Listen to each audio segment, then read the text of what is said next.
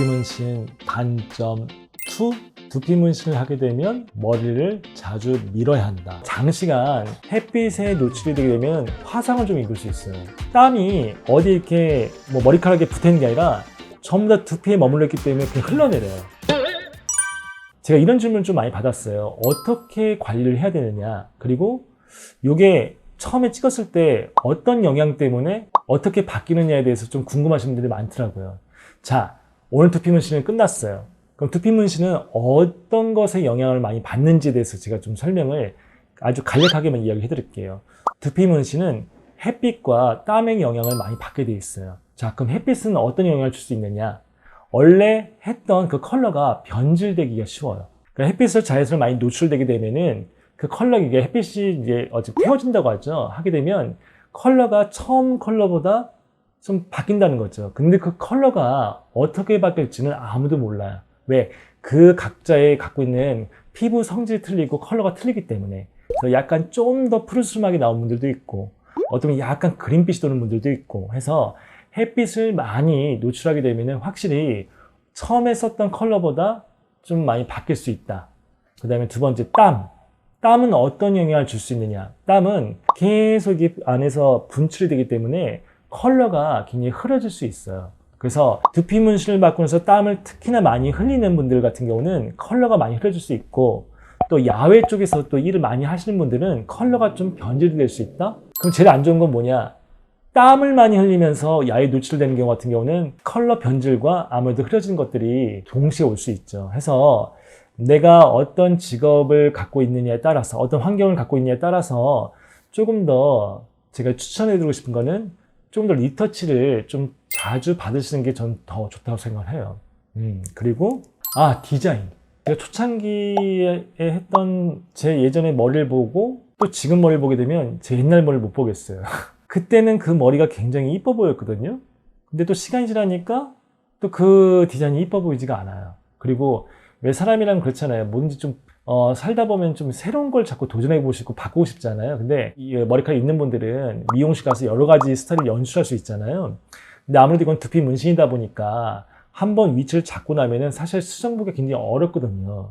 그래서 처음에 디자인을 잘 해야 되는 부분이 있는 거고. 그래서 약간 단점이라고 하는 부분은 그 스타일이 좀 바꾸기 쉽지가 않다. 그러니까 아예 바꿀 수 없다는 건 아니에요. 왜냐면 저도 헤어라인을 무려 28번, 9번을 바꾼 거예요. 왜냐면 사람은 살다 보면 왜 그때 직업도 바꿀 수 있고 또 나이도 또 들어가잖아요. 그때 또 어울리는 또 하고 싶은 것도 있을 거잖아요.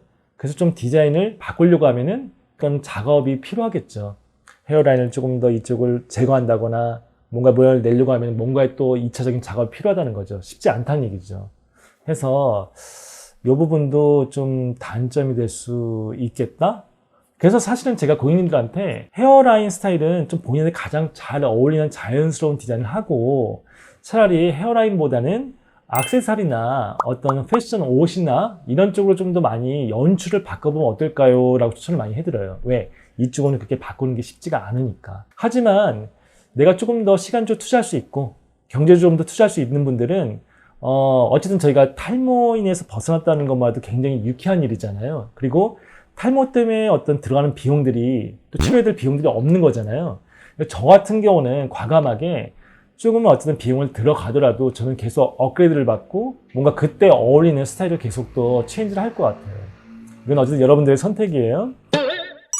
두피 문신을 하게 되면 이런 게 있어요. 점을 찍고 나서 그 점이 그대로 있어주면 좋은데 점과 점은 결국에는 커져요. 자, 그럼 쉬운 예를 들어드릴게요. 처음에 점을 찍었을 때 넓게 찍으면 굉장히 자연스럽긴 한데 얘가 금방 흐려져 보이겠죠. 그래서 보통 요구하시는 것들이 난 좀 더 진하게 해달라, 좀 더 어둡게 해달라, 이렇게 요구들을 많이 하신다는 거죠. 그럼 그 사이사이에다 점을 찍을 수밖에 없어요. 자, 사이사이가 없이 점을 찍다 보면은 어떻게 되겠어요? 점과 점이 붙으면 하나의 면이 되는 거죠. 그러니까 누가 봐도 그 전에 처음 봤을 때는 점 하나하나 입자가 선명했다 보니까 머리카락처럼 보였는데 그게 이제 다 붙다 보니까 머리카락처럼 보이는 게 아니라 약간 컬러, 좀 색칠한 것처럼 보일 수 있다는 얘기죠. 해서 제일 좋은 방법이 무엇이냐라고 하면은 제일 베스트는 내가 두피 문신을 처음 받고 나서 정기적으로 한 2-3번 정도는 리터치를 받는 걸 좀 추천해드리고 싶어요. 어떻게? 처음에 점을 깐 거를 너무 욕심내지 않고, 욕심낸다는 건 뭐냐면 그 사이에 점을 찍는다고 했죠? 차라리 조금 더 내추럴하게 약간 사이를 비워놓고 점을 찍고 난 후에 좀 더 흐려졌다 싶을 때 그 위에다가 어떤 한 번에 더 작업을 올라가게 되면 밑에 있는 것과 위에 있는 거는 세월이 흘렀기 때문에 잘 만나질 않아요. 한마디로 위에 또 위에가 보이는 거죠. 그렇게 층층이 쌓이다 보면 훨씬 더 입체감도 살아나고, 한 1차원적으로 평평했던 것들이 1차, 2차, 3차가 이렇게 올라가다 보니까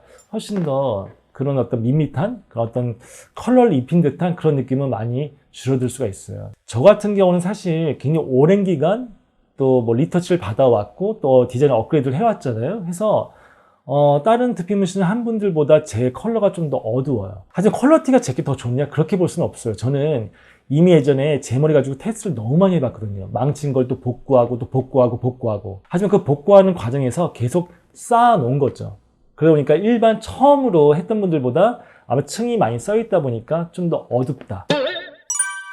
저 되게 고민 많이 했어요.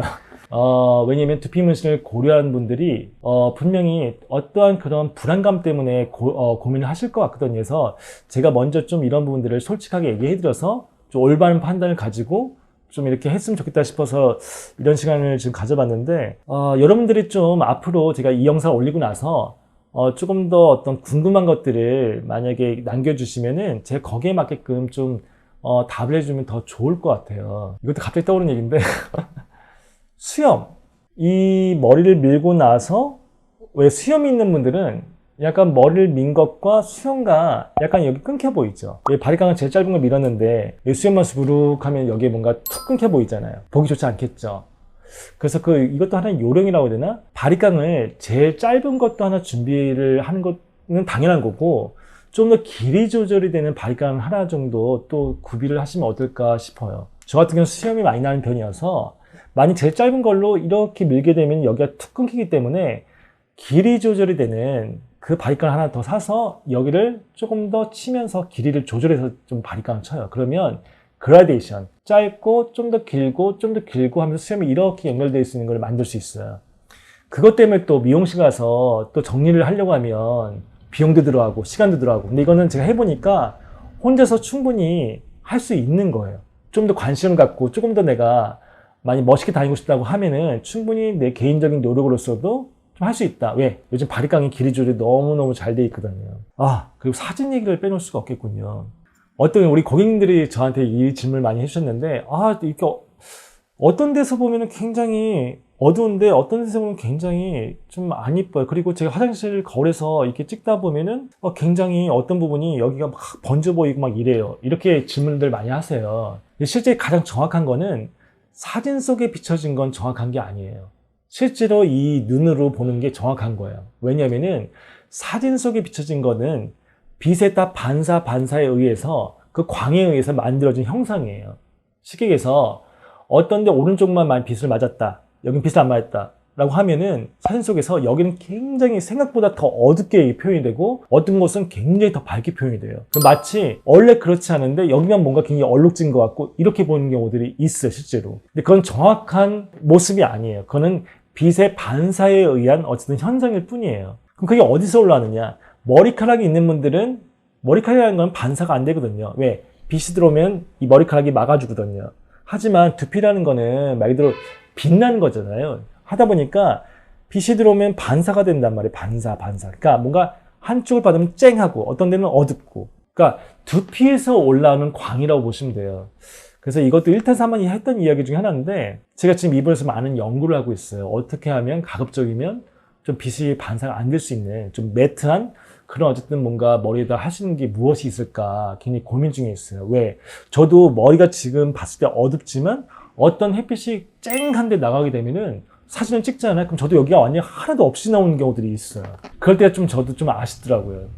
그게 어떻게 보면 약간 단점일 수 있겠죠. 왜? 머리카락 있는 분들은 그런 분들이 없는데 저희 같은 경우는 그런 경우들이 있으니까. 그래서 하나 이것도 팁이 될 수 있는데, 사진을 찍을 때 미리 셀카로 한번 나를 한번 찍어보는 거예요. 이쪽이 약간 햇빛이 많이 어쨌든 노출되는 곳인가 아닌 곳인가 체크를 해보고 이쪽이면 괜찮겠는데? 라는 그 장소하고 위치가 있어요. 그러면 친구들하고 사진 찍을 때도 조금 그쪽 유도를 하는 거예요.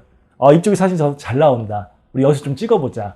해서 좀 내 위주대로 그냥 일반 사람들 위주대로 사진 찍다 보면은 내 머리하고 상관없이 너무 좀 못 나오는 경우들이 많아요. 그래서 그것도 하나의 좀 팁이 될 수 있다라고 얘기를 할 수 있을 것 같아요. 이런 것들도 있을 수 있겠네요. 비닐을 쓰거나 모자를 쓰게 되면은 또 티를 입거나 벗을 때 머리를 아무래도 바짝 밀다 보니까 그러면은 약간 좀 걸려요. 그러니까 비니도 그냥 이렇게 쓱 벗겨지는 게 아니라 뭔가 여기에 걸려서 따다다다닥 하면서 잘 안 벗겨질 때가 있고, 그다음에 모양이 잘 안 나올 때도 있어요. 근데 이걸 단점이라고 해야 되나? 하여튼 굳이 단점이라고 얘기하면 얘기할 수 있는 부분인 것 같아요. 그래서 그건 조금 더 신경 쓰면 뭐 충분히 극복할 수 있다. 그래서 저는 다시 한번 이런 단점을 극복하기 위해서는 아무래도 직접 작업을 해주셨던 선생님 있죠? 선생님한테 정기적으로 1년에 한 번이면 한 번씩 점검을 받는 걸 좀 추천해드리고 싶어요. 왜? 비전문가들은 그런 걸 잘 몰라요. 그리고 먼저 그런 얘기를 해주질 않아요. 관심이 없다 보니까. 아무래도 전문가분들이 직접 봐야, 아, 지금쯤이면 조금 더 업그레이드 하면 좋겠다. 아, 아직은 좀 때가 안 됐습니다. 한 6개월 뒤에 오시면 더 좋을 것 같습니다. 이렇게 체크를 받으면서 하는 게 아무래도 좀 제일 베스트인 것 같아요. 뭐 영원히 가면 좋겠지만 아직까지 그렇게 영원히 간다는 거는 사실 네가 아무 생각해봐도 있을 수는 없는 일인 것 같아요.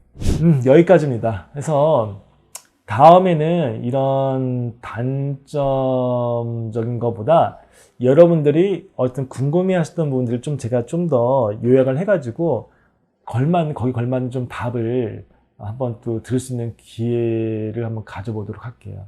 아무튼 관심 있게 제 유튜브를 봐주셔서 너무너무 감사합니다. 여기까지입니다.